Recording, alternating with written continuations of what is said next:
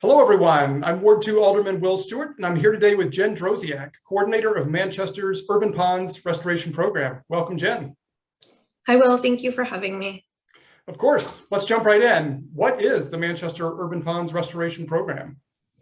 The Manchester Urban Ponds Restoration Program was established in the year 2000. It is a program spearheaded by the City of Manchester and partnering with hundreds of volunteers to preserve and protect and restore Manchester's urban ponds. And why is that important? Why do we need to do this? Why does it matter? Well, we have several urban ponds and green spaces in the City of Manchester that provide an opportunity for recreation, and that is important when you live in a city. So you mentioned some water bodies. When people think ponds, I think they probably think maybe more of a rural setting. What are the water bodies that are located here in the city? Black Brook, which was formerly Maxwell Pond, Crystal Lake, Doors Pond, McQueston Brook, which used to be McQueston Pond, Nuts Pond, Pine Island Pond, and Stevens Pond. So we have quite a few. 7. Yeah. So what type of programs and activities does the program coordinate?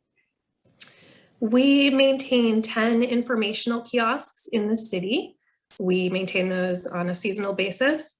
We coordinate spring, pond, and park cleanups, summer water quality monitoring and data summaries, and we work to implement best management practices to mitigate pollutants from entering our water bodies.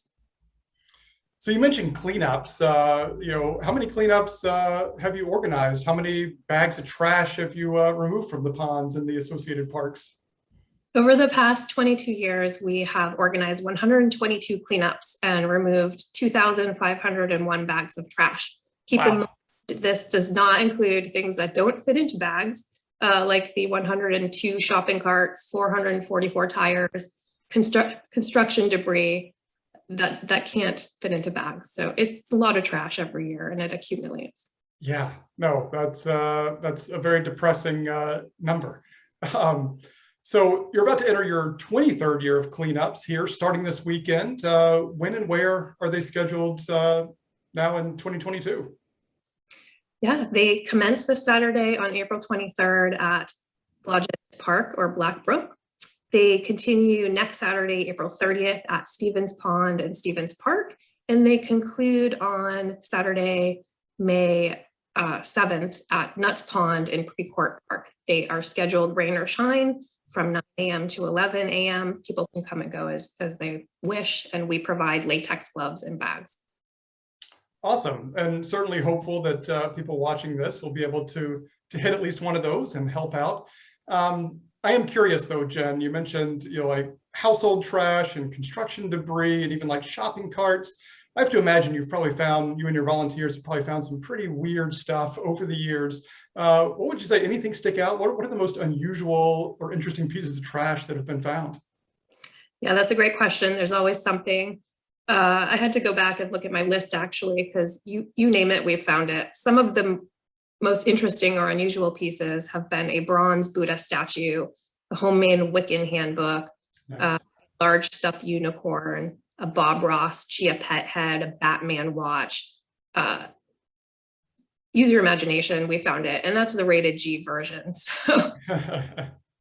No doubt, all kinds of interesting finds will be found this year as well. I want to jump to another thing you mentioned earlier, water quality. In general, like how is the water quality in Manchester's urban ponds, and what's it affected by? That's a great question, and one I get often, and one that is complex and hard to explain. But generally, the old adage is when it rains, it's poor. That is because stormwater runoff will pick up pollutants such as sand, road salt, oils, fertilizers, and pesticides, and ultimately end up in our downstream water bodies, in this case, which are our ponds. Other things affecting water quality are things like climate, water temperature of the water body, internal chemistry, but really our main issue today is non-point sources or stormwater runoff. So I know individuals can't control all of the things that you mentioned, but what are some things that residents can do to kind of help out? Well, it really starts in our own backyards and being careful about our lawn care practices, our home maintenance, our cars. Anything we do on our properties ultimately affects our downstream water bodies. So Jen, thank you for being here. One last question I want to ask today. Where can people go for more information? Where can they learn more?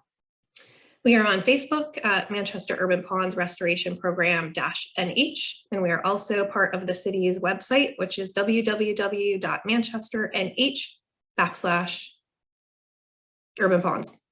No, wrong. It's www.manchesternh.gov/urban ponds. Awesome. Well, thank you again, Jen Drociak, for joining us here to talk about Manchester's urban ponds and their importance. Thank you. One more thing to entice people to attend the cleanups. We do give a certificate and a prize to someone who finds the most interesting or unusual piece of trash. So there is stiff competition for those accolades. And we also have a scavenger hunt for kids. Sounds like a lot of fun and some great bragging rights that somebody can take home this year. So again, hoping everyone who's watching will be able to take part, and maybe you too can take home that certificate for the most interesting piece of trash in 2022. Jen Drociak, thank you again for joining us. Thank you so much. Have a good day.